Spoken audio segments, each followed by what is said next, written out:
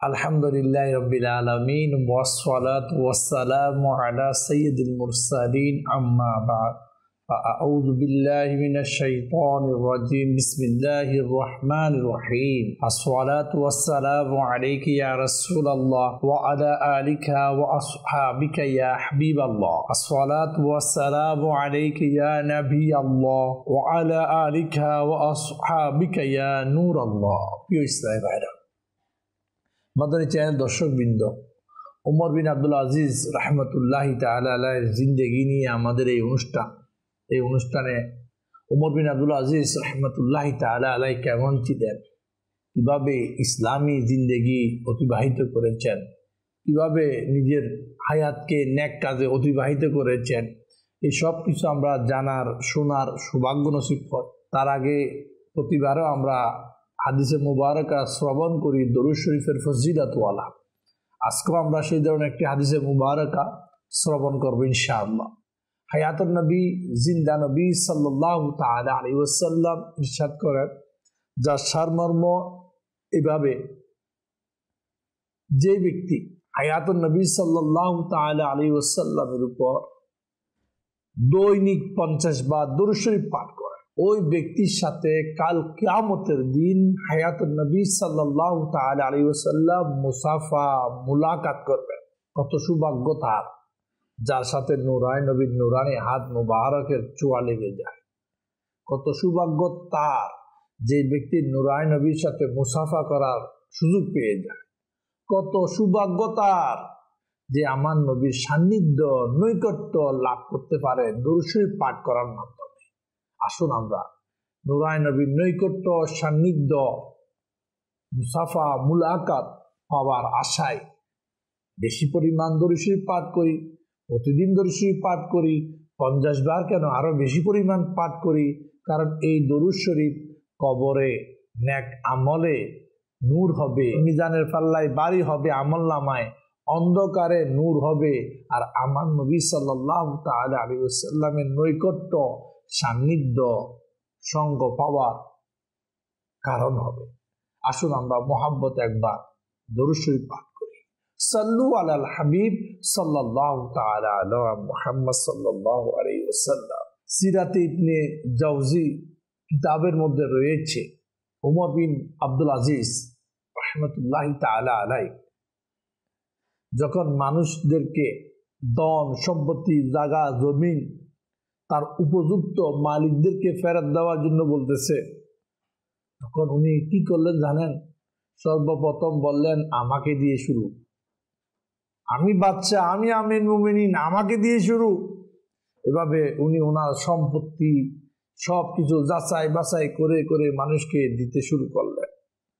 যে জিনিসটার মধ্যে সন্দেহ লাগতো এটার হাকিকত মালিককে, যদি মালিক পাওয়া না যেত, তখন ওই সম্পদ, ওই মাল রাষ্ট্রীয় গনিমতের মালে জনগণের সেবার ফান্ডের মধ্যে দিয়ে দিত। এভাবে উনি ওনার সমস্ত সম্পত্তির হিসাব করলেন।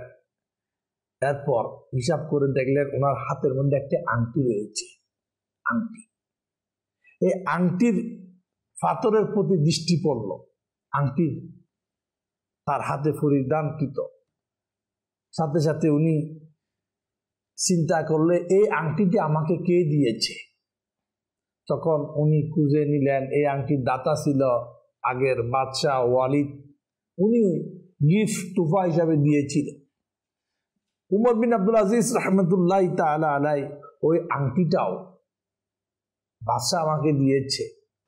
এটা বাদশাহ জানে কিভাবে ইনকাম করেছে। ফ্রেশ না সন্দেহ, দুই ধরনের সমস্যা হতে পারে। এই আংটিটি উনিও তখন হাত গনিমতের জনগণের সাহায্যে তহবিলের মধ্যে জমা করা দিলেন। এটাও আমার দরকার নাই।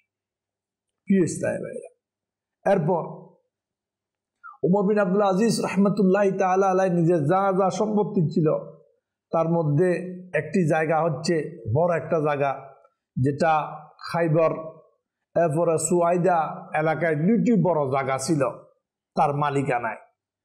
ওই মালিকানা জমিনগুলা খুঁটিয়ে দেখলেন, এগুলার প্রকৃত মালিককে। দেখা গেল খাইবরের এই জায়গার মালিক ছিল প্রকৃত পক্ষে নূরায় নবী সাল্লাল্লাহু তাআলা আলাইহি ওয়াসাল্লাম। এটা পর্যায়ক্রমে মুসলমানের জন্য স্পেশাল একটা জায়গা। এই জায়গাটা পূর্বের মারওয়ান বাদশাহ যারা ছিল তাদের নিকটস্থ পর্যায়ক্রমে একের পর এক আসতে লাগলো।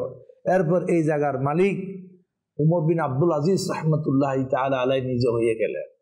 ওই জায়গা উনি যেভাবে আমার নবী সাল্লাল্লাহু তাআলা আলাইহি ওয়াসাল্লাম যেভাবে রেখে গেলেন, ওই জায়গাকে ওই হালতে ছেড়ে দিলেন। প্রিয় ইসলাম ভাইরা, আমাদের চ্যানেলের দর্শকবৃন্দ, উমর বিন আব্দুল আজিজ রাহমাতুল্লাহি তাআলা আলাইহি খলিফা বাদশাহ হওয়ার পর নিজের কাছে কোনো জমি জামা মানে সম্পদ বলতে রাখে নাই।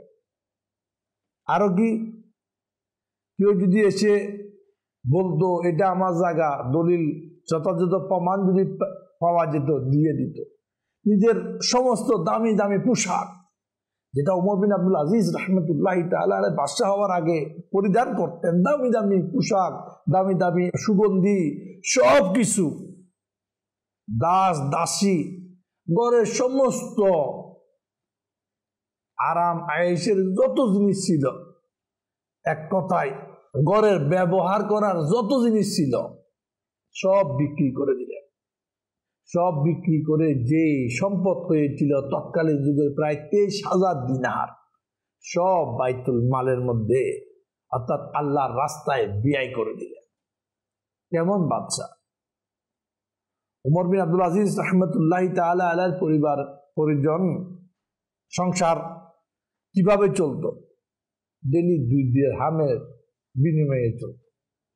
পরিবারের জন্য ডেলি 2 দিরহাম খরচ করত। অথচ উনি বাদশাহ হওয়ার আগে ওনার একটা জামার দামও ছিল শত শত দিনার দিরহাম। আর উনি বাদশাহ হওয়ার পরও ভিখারি ফকিরি জিন্দেগি গ্রহণ করে নিলেন। প্রিয় ইসলাম ভাইরা, আমাদের চ্যানেলের দর্শকবৃন্দ, উমর বিন আব্দুল আজিজ রাহমাতুল্লাহি তাআলা আলাইহি এর সামনে খাবার দেওয়া হলো। তখন সবাই ইন্তজার করতেছে, হুজুর কেলে আমি খাবো। উমর বিন আব্দুল আজিজ রাহমাতুল্লাহি তাআলা আলাইহি সবাইকে জিজ্ঞাসা করলো, আপনারা খাচ্ছেন না কেন? বলো, হুজুর আপনি নিচ্ছেন না বিদায় আমরা নিচ্ছি না। তখন উমর বিন আব্দুল আজিজ রাহমাতুল্লাহি তাআলা আলাইহি নিজের পকেট থেকে 2 দিরহাম দিলেন। সরকারি ক্যান্টিন থেকে খাবার আসলো, ওটা খেতে শুরু করলেন। ওনার দেখায় দেখায় বাকিরাও খাওয়া শুরু করলো। একজন বাদশাহ, একজন রাজা সরকারি তহবিল থেকে খাওয়া পছন্দ করে না। আর আমরা বলি সরকারি মাল দরিয়া মে ঢাল, কোম্পানি কা মাল দরিয়া মে ঢাল, যেমন ইচ্ছা তেমন করি। খৌফিলাই, আল্লাহ পাকের ভয় কেমন ওনাদের মধ্যে, এটা সর্বদা ওনাদের জাতের মধ্যে অতপ্রুতভাবে জড়িত থাকত। আমাদের চ্যানেলের দর্শকবৃন্দ, উমর বিন আব্দুল আজিজ রাহমাতুল্লাহি তাআলা আলাইহি সম্পর্কে হযরত সাইয়েদনা আব্দুল্লাহ ইবনে দিনার রাহমাতুল্লাহি তাআলা আলাইহি বলেন কি, উমর বিন আব্দুল আজিজ রাহমাতুল্লাহি তাআলা আলাইহি মৃত্যুর আগ পর্যন্ত বাইতুল মাল থেকে অন্যায়ভাবে কোনো জিনিস গ্রহণ করে নাই। আজকে যারা আমরা কারো অফিসে চাকরি করি, কেউ সরকারি চাকরি করি, কেউ বিভিন্ন জায়গায় চাকরি করি, ওই মাল আমার, যেটা আমি আমার মতো করে ইউজ করি। এই চেয়ার কিছুক্ষণের জন্য বসার অনুমতি, চেয়ারের মালিক তো আমি না। ঠিক অফিসারের কাজের মালিক, কিন্তু তার মালিকের সম্পত্তির মালিক তো না। তার যা নির্ধারিত বেতন ওইটার মালিক, এর বাইরে তো গেডিস খাওয়ার, ইশারা ইঙ্গিতে খাওয়ার, টেবিলের তলে খাওয়ার, যেটা আমাদের সমাজে ঘুষ বলে, এটা তো অনুমতি নেই। রাতারাতি আঙ্গুল ফুলে কলা গাছ হয়ে যায়। বড় বুঝেওয়ালা আল্লাহ পাক বুঝার তৌফিক দান করে। একজন বাদশাহ, একজন আমির মুমিনিন, যিনি সমস্ত কিছুর মূল, সব ছেড়ে গরিবী জিন্দেগি, যখন উমর বিন আব্দুল আজিজ রহমতুল্লাহ তাআলা আলাইহি খলিফা নিযুক্ত হলেন, তার আগে থেকে উনি কোটি টাকার মালিক মনে করা, আর যখন ইন্তেকাল হচ্ছে তখন উনি সব শেষ। আর আমাদের অবস্থা, শূন্য হাতে যায় কোটি কোটি কোটি শত কোটি টাকার মালিক হয়ে বের হয়। আল্লাহ পাককে কি জবাব দেব? আল্লাহর দরবারে কি জবাব আছে এইসব জিনিসের? প্রতিটি মানুষ নিজের অবস্থান নিয়ে চিন্তা করি। এখানে যারা সরকারি চাকরি করে তাদের জন্য নাই কথাটা, এটা প্রতিটি সেক্টরের, প্রতিটি স্তরের, প্রতিটি ডিপার্টমেন্টের, প্রতিটি ক্ষেত্রে। একটা দিন মজুর থেকে শুরু করি সবার জন্য। অনেক দিন মজুর আছে বসে বসে সিগারেট খায়, কাজ করে না, দিন পার করে স্যালারি নিতে চায়, এরকমও অনেক দিন মজুর আছে। অনেকের জন্য পাহারা নিযুক্ত দেওয়ার জন্য একজন লোক লাগে, বলে নাইলে কাজ করবে না, বসে থাকবে। কেন? আমার আপনার জন্য পাহারাদার কেন নিযুক্ত করা হবে? আমার কি আকল নাই, বিবেক নাই? আমি যে তার থেকে যে স্যালারি নেব, যে বেতনগুলা নেব, এটা হক হচ্ছে কি হচ্ছে না, এটা কি আমার দেখা দায়িত্ব না? আল্লাহ পাক বুঝার তৌফিক দান করুন। আজকে কেমন জানি হয়ে গেল, কাজ না করে স্যালারি চাই, পরিশ্রম না করে ফল চাই। আল্লাহ আমাদেরকে হালাল পথে, হালাল পন্থায় উপার্জন করার তৌফিক দান করো।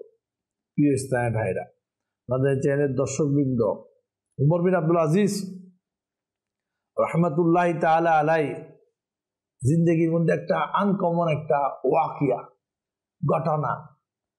কেমন? একজন বাদশাহ, আমাদের দেশেও তো বাদশাহ আছে, প্রেসিডেন্ট আছে, মন্ত্রী আছে, সবার একটা একটা নির্দিষ্ট বেতন আছে। তৎকালীন এটা হতো, কারণ রাজ্য পরিচালনা করবে, রাত দিন, তার তো একটা সম্মানই দরকার। তো উমর বিন আব্দুল আজিজ রহমতুল্লাহ তাআলা আলাইকে হযরত ইবনে আবু জাকারিয়া রহমতুল্লাহ তাআলা আলাই, উমর বিন আব্দুল আজিজ রহমতুল্লাহ তাআলা দরবারে একদিন আরজ করলো, হে আমিরুল মুমিনিন, আমি আপনার সাথে কিছু কথা বলতে চাই। তখন উমর বিন আব্দুল আজিজ রহমতুল্লাহ তাআলা আলাই বলল, জি বলেন। আমি আপনার একজন গভর্নরকে দেখলাম যে 2 বা 300 দিনার বা তার চাইতেও বেশি, 400-500 দিনার পর্যন্ত যাদের মাসিক বেতন থাকে, এর কারণ কি? তখন উমর বিন আব্দুল আজিজ রহমতুল্লাহ তাআলা আলাইহি এর সহজ সরলভাবে জবাব দিলেন, এর একটাই উদ্দেশ্য, তারা যেন কিতাব সুন্নতের উপর সহজভাবে আমল করতে পারে, দেশ পরিচালনায় যেন ভালোভাবে করতে পারে, যেন পারিবারিক অভাব অনটনের টেনশনে না থাকে, এই জন্য তাদের এই সুযোগ সুবিধা যেন ভালো করে দেশ পরিচালনার কাজে যেন অংশ নিতে পারে। তখন আবু জাকারিয়া রহমতুল্লাহ তাআলা আলাইহি আরজ করলো, ইয়া আমিরুল মুমিনিন, তাদের চাইতে তো আপনি অধিক হকদার। তারা যত পরিশ্রম করে তার চাইতে বেশি পরিশ্রম তো আপনি করেন, তার চাইতে বেশি ভাগদৌড় তো আপনি করেন, আপনার অধিকার তো সবার আগে। কিন্তু তাদের তুলনায় আপনি অনেক অনেক কম সম্মানী নেন, এর কারণ কি? তখন উমর বিন আব্দুল আজিজ রহমতুল্লাহ তাআলা আলাইহি বললেন, আল্লাহ পাক এ আবু জাকারিয়া আপনার উপর দয়া করুক, তুমি যে পরামর্শটা আমাকে দিয়েছ নিশ্চয় এটা ভালো উদ্দেশ্যে, কল্যাণের জন্য দিয়েছ। অতঃপর উমর বিন আব্দুল আজিজ রহমতুল্লাহ নিজের পেটের দিকে তাকাইলেন, এই পেটটা সরকারি মাল দিয়ে অনেক লালন পালন হয়েছে, আর বেশি সরকারি মাল দিয়ে এই পেটটাকে আমি লালন পালন করতে চাই না।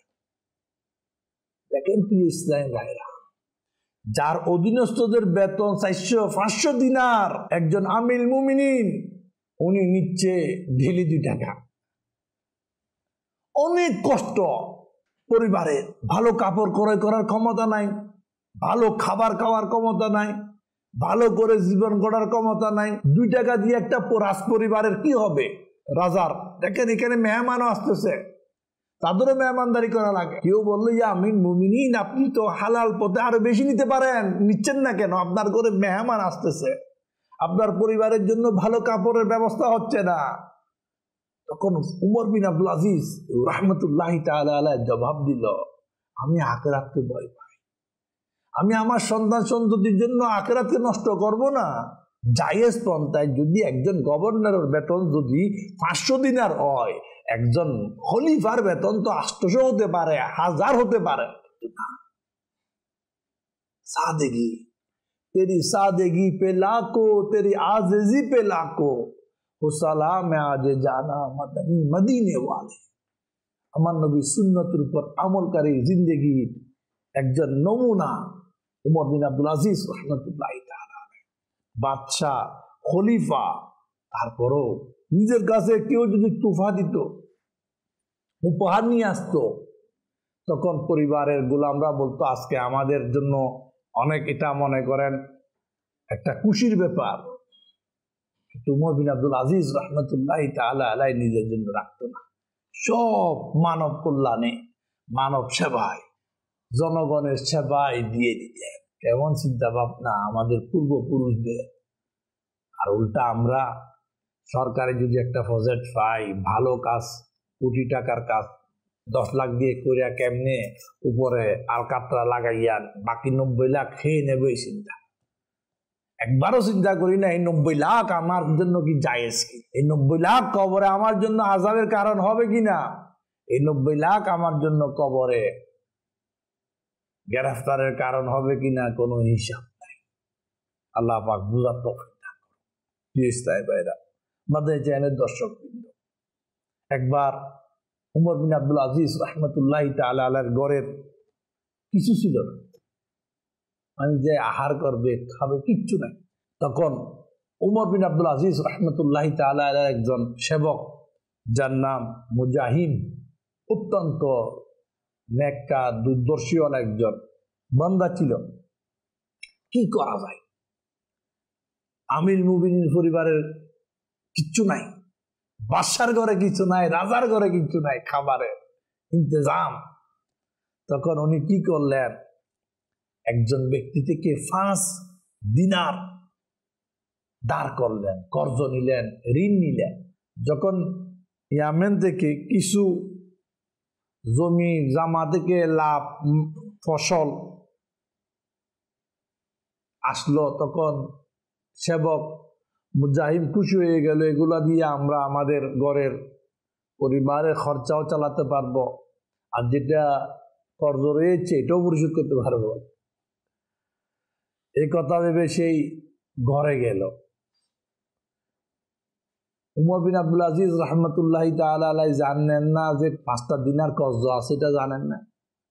ঘরের হালত, কারণ উনি কখনো সুস্বাদু খাবারের আকাঙ্ক্ষা করতেন না, সাদা সিধা যেটা পেতেন ওটাই গ্রহণ করতেন, ওটাই খেয়ে নিতেন। সেবক আস্তে আস্তে সমস্ত ইয়ামেন থেকে আগত মাল সব কিছু উমর বিন আব্দুল আজিজ রাহমাতুল্লাহি তাআলা আলাইহি বাইতুল মালে জনগণের জন্য দান করে দিলেন, কিছুই রাখলেন না। কেমন একজন ইনসান, জরুরত, প্রয়োজন, তারপরও মানবের কল্যাণে নিজেরটা দিয়ে দিলেন। যখন এই দৃশ্য দেখলেন, মুজাহিম বলল, হে আল্লাহ, তুমি আমার খলিফা আমির মুমিনের উপর দয়া করো।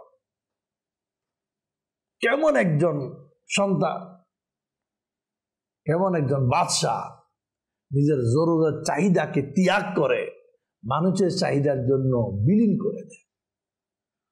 উমর বিন আব্দুল আজিজ রাহমাতুল্লাহি তাআলা আলাইহির সন্তান, যার নাম হযরত সাইয়েদনা আব্দুল আজিজ রাহমাতুল্লাহি তাআলা আলাইহিকে জিজ্ঞাসা করা হলো, আপনার পিতার উপার্জন কত ছিল খলিফা হওয়ার আগে, বাদশাহ হওয়ার আগে? তখন আব্দুল আজিজ বলল, আমার আব্বা বাদশাহ হওয়ার আগে ওনার ইনকাম এত ছিল, 40,000 দিনার ওনার সম্পদ ইনকাম। আর এখন ওনার মৃত্যুকালে রয়েছে মাত্র 400 দিনার। যদি আর একটু বেঁচে থাকতো ওইটাও চলে যেত। কেমন একজন রাজা, দুনিয়াবাসী আমরা দেখতেছি, যার জিন্দেগি, যার দৌলত, যার সম্পদ, যার চিন্তা সর্বদা উম্মতে মুহাম্মদের কল্যাণের জন্য। 40,000 দিনার ইনকাম, অনেক মালিক সম্পদের, আর যখন মৃত্যুবরণ করতেছে অল্প কিছু রেখে গিয়ে। এখান থেকে আমাদের শিক্ষার অনেক কিছু আছে, যারা আমরা আঙ্গুল ফুলে কলা গাছ হওয়ার ইচ্ছা আমরা শিখি, মানুষের জন্য করে যায়, ইঁদুরের মতো গর্ত করে রেখে না যায়। এটা ভালো নয়, এটা খারাপ অভ্যাস, এটা আযাবের কারণ। কারণ মানুষের হক মানুষকে দিতে হবে, যার হক তাকে দিতে হবে। গুনাহ থেকে আমাকে, আপনাকে, সবাইকে বাঁচতে হবে।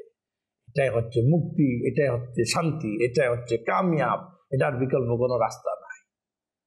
প্রতিদিন মানুষ মারা যাচ্ছে, প্রতিটি মহল্লায়, প্রতিটি ইউনিয়নের মধ্যে এমন কোনো দিন নাই যে দিন এলান হয় না একটি সুখ সংবাদ, অমুকের সন্তান অমুক মারা গিয়েছে। আমাদের বাপ দাদারও হয়েছে, এখন আমাদের হবে। আল্লাহ আমাদেরকে বুঝার তৌফিক দান করুক। হাকিকতের জিন্দেগি, হাকিকতের সুখ পরকাল, কবর জগৎ থেকে শুরু। এই জিন্দেগিকে সুন্দর করার জন্য দুনিয়ার মধ্যে ভালো কাজে নিজের জীবনকে সাজায়, গুনাহ থেকে বাঁচি। আল্লাহ পাক আমাদের সবাইকে নেক কাজ করার তৌফিক দান করুক, গুনাহ থেকে হিফাজত দান করুক। মাদানী চ্যানেল দেখতে থাকি। সাল্লু আলাল হাবিব সাল্লাল্লাহু তাআলা আলা মুহাম্মদ সাল্লাল্লাহু